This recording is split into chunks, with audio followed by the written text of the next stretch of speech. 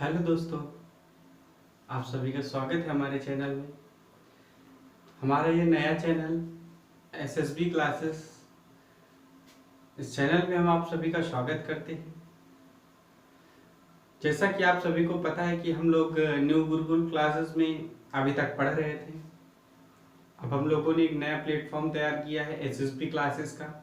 इस प्लेटफॉर्म में हम लोगों को कुछ खास नहीं पढ़ना है, हम लोगों को वहाँ भी पूरा कंटेंट कवर करना है न्यू गुरुकुल क्लासेस में और यहाँ भी। लेकिन वहाँ पर इतनी ज़्यादा कोर्सेज कवर करवाए जा रहे हैं कि दिक्कतें आ रही थी कुछ, तो हमने एक नया प्लेटफॉर्म दिया है जो हमारा स्पेशली टीचिंग एग्जाम्स के लिए होगा, जैसे कि UP TET, C TET, super TET, DSSB, REET, ये सारे एग्जाम्स हम करवाएंगे। किसी भी स्टेट का अगर टेट एग्जाम है वो सारा यहाँ पे कवर करवाएंगे।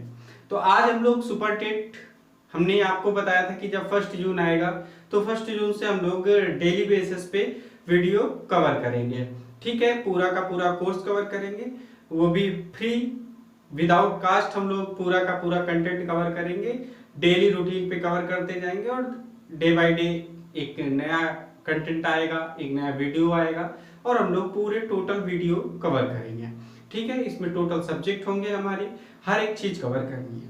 चलिए देखते हैं। तो आज हम लोग पढ़ने जा रहे हैं, आज हम लोग पढ़ेंगे सुपर टेट में जो हमारा एग्जाम होता है, तो उस एग्जाम में हम लोगों को क्या क्या पढ़ना है। तो आज हम लोग ईवीएस का जो पाठ्यक्रम है, जो सिलेबस है, उसके बारे में डिस्कस करेंगे कि जो हम लोगों को ईवीएस में पढ़ना है, क्या क्या पढ़ना है। ठीक है, तो हम लोगों को ईवीएस में सबसे पहला चैप्टर पढ़ना होगा पृथ्वी की संरचना। पृथ्वी की संरचना पढ़नी है हम लोगों को। तो पृथ्वी की संरचना देखो, ट्रिपल लेयर में होती है इस तरीके से। ठीक है, ट्रिपल लेयर में पृथ्वी की संरचना जो बनी होती है वो होती है, पहली जो संरचना होती, जो पहली लेयर होती है उसको हम लोग क्रस्ट कहते हैं। जो दूसरी लेयर होती है उसको हम लोग मेंटल कहते हैं और तीसरी जो लेयर होती है उसको हम लोग कोर बोलते हैं। ठीक है, या क्रोड बोला जाता है। दो चीजें बोलते हैं, कोर या क्रोड बोलते हैं। बात समझ में आ रही? ये जो क्रस्ट होती है इसको हम लोग एक नाम और दे सकते हैं, सियाल।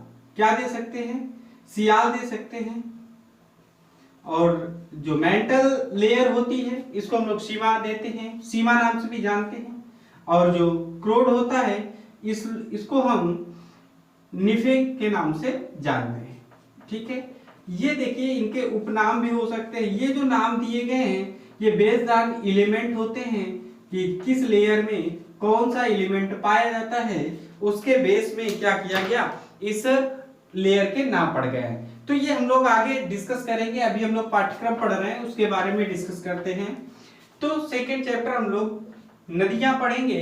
नदियां देखिए, जैसे नक्शा होगा, जो मैप होगा हमारा, उस मैप में देखेंगे नदियां कौन सी पश्चिम से पूर्व की ओर आती हैं, कौन सी ऐसी नदियां हैं जो बंगाल की खाड़ी में गिरती हैं। ये सारी चीजें हम लोगों को पढ़ना है कि कौन सी नदी किस नदी की सहायक नदी है। ये सारी चीजें हम लोगों को नदियों के चैप्टर में पढ़ना है।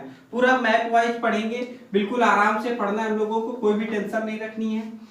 अगला पर्वत चैप्टर पढ़ना। ये अभी हमने सीटेट के एग्जाम के लिए पर्वत चैप्टर न्यू गुरुकुल क्लासेस में जो सीटेट की कोर्सेज करवाए जा रहे हैं वहां पे हमने पढ़ा दिया है, लेकिन फिर भी हम आपको फिर से पढ़ाएंगे। इस पर्वत को जब पढ़ाएंगे तो इस पर्वत में हम लोगों को जल संधियां भी पढ़नी होती हैं। ठीक है, पर्वत और जल संधियां हम कह सकते हैं, हम लोगों को दो चीजें पढ़नी होंगी, पर्वत और जल संधियां। फिर हम लोग महाद्वीप पढ़ेंगे। ठीक है, अपने पूरे देश में कितने महाद्वीप हैं ये सारी चीजें पढ़ना है। सबसे बड़ा महाद्वीप कौन सा है, सबसे छोटा महाद्वीप कौन सा है, कौन से दो महाद्वीप ऐसे हैं जो एक दूसरे के लिए दर्पण का कार्य करते हैं। ये सारी चीजें हम लोगों को पढ़ना है। कौन सा ऐसा द्वीप है जिसमें अभी तक जीवन काल संभव नहीं हुआ है। ठीक है, कौन सा ऐसा महाद्वीप है जिसपे सबसे ज्यादा प्रयोग होते हैं। ठीक है, ये सारी चीजें हम लोग महाद्वीप में पढ़ेंगे। महासागर, तो महासागर में हम लोगों को पढ़ना होगा, जैसे कि प्रशांत महासागर, हिंद महासागर, ये सारे कितने महासागर, ये चीजें पढ़ेंगे। किस महासागर को हम लोग कहते हैं। जैसे प्रकाशीय स्तंभ किसको कहते हैं, किस महासागर में प्रकाशीय स्तंभ के नाम से जाना जाता है, कौन सा ऐसा जैसे काला सागर हो गया, लाल सागर हो गया, मृत सागर हो गया, ये सारी चीजें हम लोगों को किसमें पढ़ना है, महासागर में पढ़ना है। उसके बाद हम लोग पढ़ेंगे जीव एवं प्राकृतिक संपदा।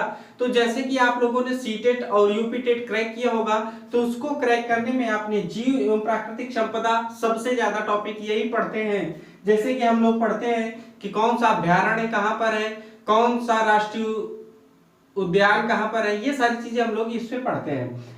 जीव और प्राकृतिक संपदा, ये सारी चीजें इसमें इंक्लूड हो जाती है। अक्षांश और देशांतर, इस टॉपिक में हम लोग पढ़ेंगे। जैसे कि अक्षांश और देशांतर में हम लोग पढ़ेंगे कौन सा अक्षांश किस एंगल से जाता है, और देशांतर रेखाओं का काम क्या होता है, देशांतर रेखाएं क्या होती हैं, ठीक है। और जो हमारे लोगों का टाइम जोन होता है ये किस पर निर्धारित होता है, ये सारी चीजें हम लोग अक्षांश और देशांतर। देखिए सौर मंडल है, सौर मंडल किसे कहते हैं, कितने ग्रह हैं, कितने उपग्रह हैं, कौन सा ग्रह सबसे बड़ा है, किस ग्रह के कितने उपग्रह हैं, ये सारी चीजें हम लोग इस सौर मंडल में पढ़ेंगे। कौन सा ग्रह सूर्य से कितनी दूरी पर है, पृथ्वी हमारी सूर्य से कितनी दूर पर है, पृथ्वी से रिलेटेड उसकी कौन कौन सी क्वालिटी होंगी, ये सारी चीजें हम लोग सौर मंडल में पढ़ेंगे। उसके बाद हम लोगों को पढ़ना है भारतीय भूगोल। इंडियन ज्योग्राफी जो पढ़नी, इंडियन ज्योग्राफी में हम लोगों को काफी सारा कंटेंट कवर करना होगा, थोड़े से काम नहीं चलेगा। इंडियन ज्योग्राफी जो होगी बहुत लंबे समय तक चलने वाला एक टॉपिक होगा, जो हम लोगों को बहुत ही इंटरेस्टेड तरीके से पढ़ना होगा, ठीक है। यातायात एवं सड़क सुरक्षा, इसमें हम लोगों को ट्रैफिक में जो सिग्नल्स मिलते हैं, जो लाइट और जो इंडिकेटर्स पॉइंट मिलते हैं, ये सारी चीजें हम लोग यातायात एवं सड़क सुरक्षा पे स्टडी करेंगे। साथ में जैसे कि यातायात में कोई भी चीज रखी हुई है, कोई भी एक इंडिकेटर बॉक्स लगा हुआ है, इसका यूज क्या होता है, जब डैम बना दिया जाता है किसी भी ऑन द वे, एक जो सर्कल्स खींचे जाते हैं, जो लाइंस खींची जाती है, व्हाइट जो लेयर्स होती हैं रोड के साइड पे और फिर मिड पॉइंट पे, जैसे कि एक कोई रोड हो गई तो इस रोड पे साइड में पतली पतली लाइन खींची जाती है ऐसे, फिर बीच में कटिंग खींची जाती है, ये चीज हो जाता है। कभी कभी आपने देखा होगा कि ये रोड होती है और साइड में ही कटिंग ऐसे खींची होती है, ये सारी चीजें क्या होती हैं। फिर कभी आपने देखा होगा कि ये पूरी रोड बनी हुई है, फिर यहाँ पे आपको ऐसे चौड़े चौड़े करके व्हाइट कलर के पट्टे बने होते हैं, ये सारी चीजें क्या होती हैं, इन सारी चीजों को हम लोग पढ़ेंगे किसमें, यातायात एवं सुरक्षा के बारे में हम लोगों को पढ़ लेना है इसमें।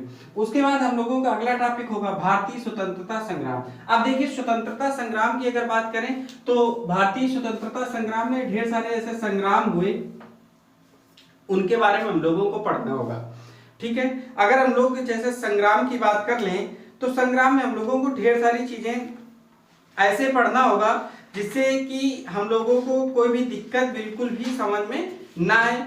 चूंकि देखिए जो स्वतंत्रता संग्राम है ये भारत में ढेर सारे तरीके से लड़े गए थे, ठीक है।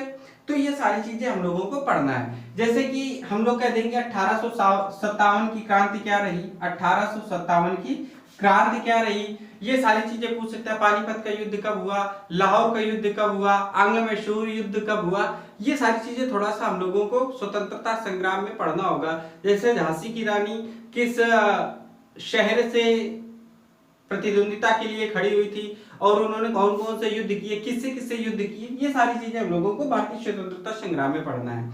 उसके बाद हम लोगों का अगला चैप्टर है भारतीय समाज सुधारक। अब समाज सुधारक में अगर हम बात करें तो बहुत सारे समाज सुधारक आए थे।